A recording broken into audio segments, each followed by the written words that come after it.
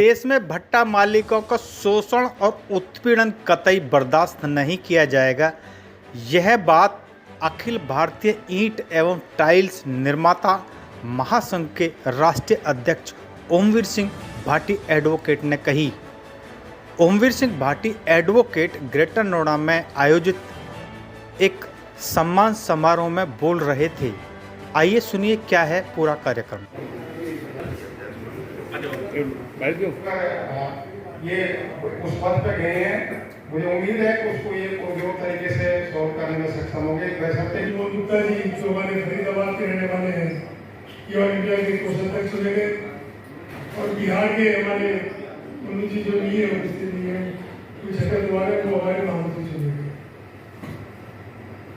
एक बड़ी जिम्मेदारी जो आज ट्रेड हमारा है, बड़े संकट के दौर से गुजर रहा है। काफी परेशानियां समय समय पर आती रहती हैं, बहुत सारे मुकदमे पीड़ित बराबर कोर्टों में चलते रहते हैं। जैसे तैसे लेकर के रोजगार करके वो अपने ट्रेड को चला पा रहे हैं, पर बड़ी दिक्कत के साथ चला पा रहे हैं। तो एक जमाना था जो ये कहा जाता था कि भट्टे वाला एक बहुत बड़ी हस्ती होती है। आज उस ट्रेड को चलाने में वो हस्ती सम्मिलित है।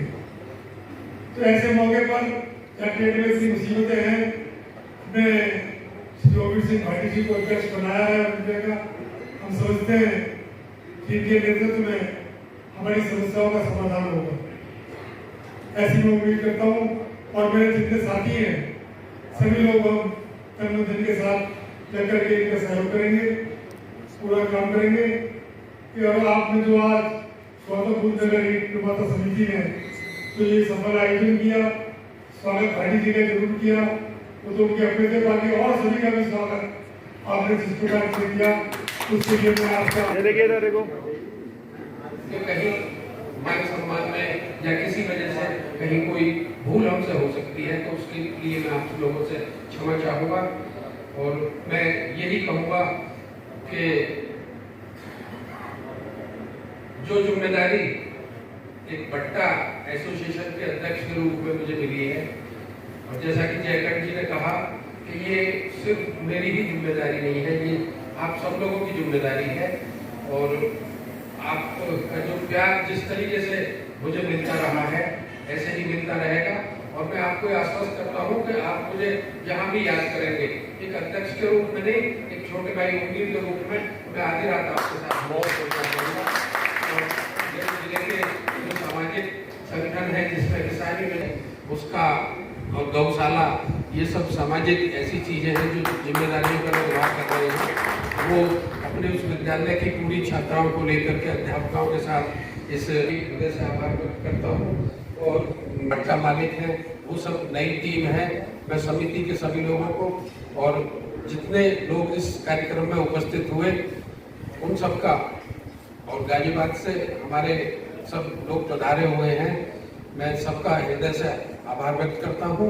और इसी के साथ जो स्नेह आप लोगों ने दिया है, मैं इसको एक एहसान के रूप में लेकर के आपके साथ रहूँगा। जय हिंद, जय भारत। सभी देश से आए हुए ईंट निर्माता साथियों, सर्वप्रथम मैं बधाई देता हूँ नोएडा के आयोजकों को, जिन्होंने ये आयोजन किया। और भट्टेर का इलाका, भाटियों की आबादी सबसे ज्यादा है यहाँ पर, मगर भट्टे वालों में जो तीव्रता, जो उनका 10 साल 12 साल का इतिहास है। और 10-12 साल के इतिहास में अर्श से और फर्श को छू लिया। हम उनको बधाई देते हैं, धन्यवाद देते हैं। और उनका हौसला, एक साथी अभी कोई बोल रहे थे बीच में, जो कुछ कहना आप भी कह लो। मुझे प्रसन्नता है आज भी मैं अपने जनपद से किसी को कुछ नहीं मिल जाता, सब कुछ कर्म से ही मिलता है। जैसा जैसा कर्म करेगा वैसा वैसा फल मिलेगा। तो मैं अपनी वाणी को विराम देने से पहले आप सबको सबका धन्यवाद करता हूँ। अपने कीमती समय में से तेज सिंह मंत्री जी जो हमारे क्षेत्र की एक विभूति रहे हैं, आज आपने उनके पद चिन्हों पर चलकर इस परिवार का, इस क्षेत्र का नाम रोशन करने का और आगे बढ़ाने का कार्य किया। मैं आपको बहुत बहुत दिल की गहराइयों से धन्यवाद और अभिनंदन करता हूँ। और माननीय अध्यक्ष जी, आप जिस फील्ड में भी रहेंगे, आप पहले राजनीतिक फील्ड में, बाबा जी आप जब कलेक्ट्रेट में वकील साहब हुआ करते थे तो वहाँ भी आपका एक अलग ही स्थान था। आपने जब भी आपको कहा था एक दिन आप राष्ट्रीय अध्यक्ष बनोगे, ये आपकी कार्य क्षमता और आपका कुशल नेतृत्व की वजह से, आपके कर्मों की वजह से अभी भी हम लोग फिर पार्टी के गौतम बुद्ध नगर में ये अखिल भारतीय ईंट निर्माता और टाइल्स के राष्ट्रीय अध्यक्ष बनने पर आपका स्वागत किया गया है, क्या कहना चाहते हैं? ये अखिल भारतीय ईंट और टाइल निर्माता महासंघ पूरे देश की एकमात्र ईंट भट्टों की प्रतिनिधि संस्था है। हमारा संगठन जिला स्तर पे है, ब्लॉक स्तर पे है और उसके बाद प्रदेश स्तर और ये राष्ट्रीय स्तर का हमारा संगठन है।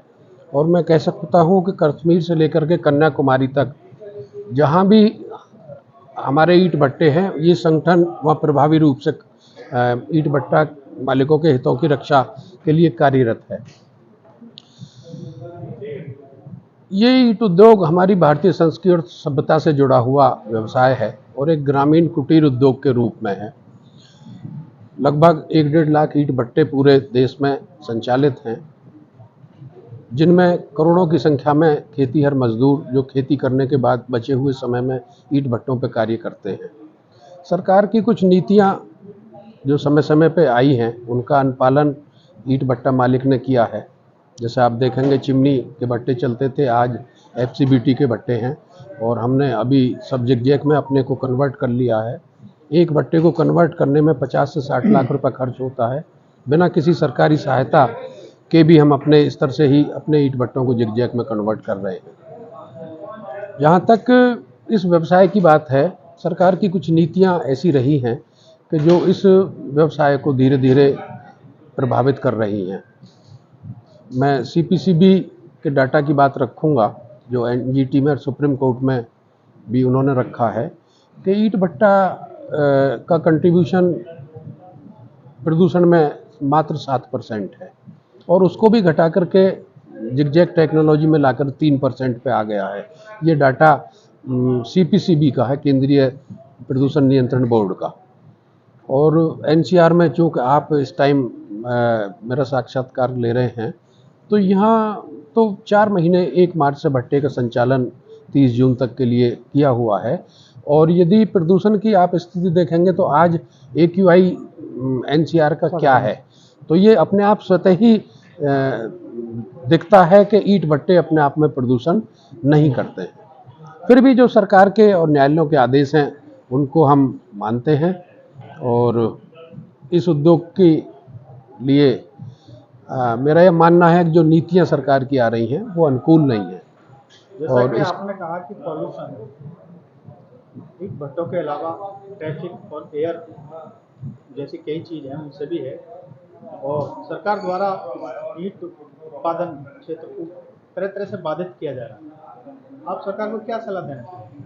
देखिए, मैं अभी अयोध्या में हमारा अधिवेशन हुआ और उस अधिवेशन में आदरणीय चंपत राय जी पधारे हुए थे और उन्होंने खुद ये कहा कि जो उसमें ईंट निकली है वो 1835 की बनी हुई ईंट थी। और वहीं हमने एक ईंट का प्रदर्शन भी किया, वो देवरिया में एक मंदिर से निकली है, उसको 2000 साल की उस ईंट की आयु मानी जाती है। सरकार को ये सोचना चाहिए और आप व्यावहारिक रूप से भी देखते हैं कि जो लाल ईंट है उसकी बहुत लंबी उम्र है। जितने भी पुराने पुल हैं वो सब डाट के बने हुए हैं, लाल ईंट से बने हुए हैं और वो आज भी अपना काम भरपूर निभा रहे हैं। तो मैं वही कह रहा था कि सरकार की जो नीतियां हैं वो इस उद्योग के अनुकूल नहीं हैं, उन पे सरकार को विचार करना चाहिए। आप देखेंगे हम पिछले 3 वर्ष से GST को लेकर के लड़ाई लड़ रहे हैं। रामलीला मैदान से संसद के लिए हमने कूच किया, जंतर मंतर पे हमने धरना दिया। ये बड़ा अव्यावहारिक है कि आप जहां सारे उद्योग को 1% में रखे हुए हैं और ईंट भट्टे को आपने निकाल करके 1% से 6% GST कर दिया। आम जनता जो 1000 ईंट खरीदेगा वो कोई अपना पशु के लिए बनाएगा, कोई अपने सर छपाने के लिए बनाएगा, रोटी कपड़ा और मकान, ये बहुत मूलभूत आवश्यकता है। तो इसको सरकार को ये सोचना चाहिए कि ऐसी चीज़ों को हम उसी स्लैब में ले आएँ, कम से कम जीएसटी मुक्त ना कर सकें। तो सरकार से क्या प्रमुख आपकी मांग रहे हैं? हमारी प्रमुख मांग सरकार से ये है कि एक तो जीएसटी हमारी पूर्ववत रहे और एक हमको खनन और पर्यावरण के नाम पर प्रताड़ित ना किया जाए, और जो फ्लाई ऐश और ब्लॉक्स जो लगा रहे हैं इनको ना लगा करके लाल ईंट को सरकार प्रमोट करे, क्योंकि ये देखा गया है कि इस ईंट का भविष्य बहुत अच्छा है। तो नगर ईंट निर्माता समिति के बैनर तले आज घटनोड़ा में ये कार्यक्रम संपन्न हुआ, जिसमें राष्ट्रीय अध्यक्ष बनने पर ओमवीर जी का स्वागत किया गया है। क्या कुछ कहना चाहेंगे? देखिए, हमने अपने जिला अध्यक्ष को एक राष्ट्रीय स्तर पर राष्ट्रीय अध्यक्ष बनने पर, निर्विरोध बनने पर उनका स्वागत किया है। आज हम अपने आप को बहुत गौरवान्वित महसूस कर रहे हैं कि हमारे जिले को ये मान सम्मान मिला है।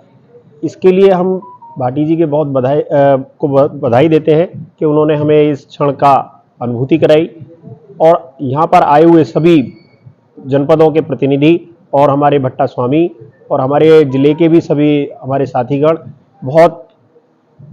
उन सबका बहुत बहुत धन्यवाद कि उन सभी लोगों ने इस कार्यक्रम में हिस्सा लिया और हमें अपने आतिथ्य करने का अवसर प्रदान किया।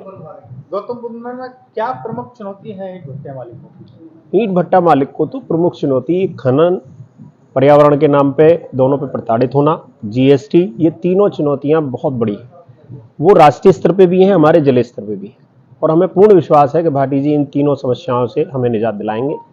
हमें इस बात में कोई कहने में जरा भी गुरेज नहीं है कि हमारे ईंट भट्टा स्वामियों का भाटी जी के नेतृत्व में भविष्य उज्जवल रहेगा।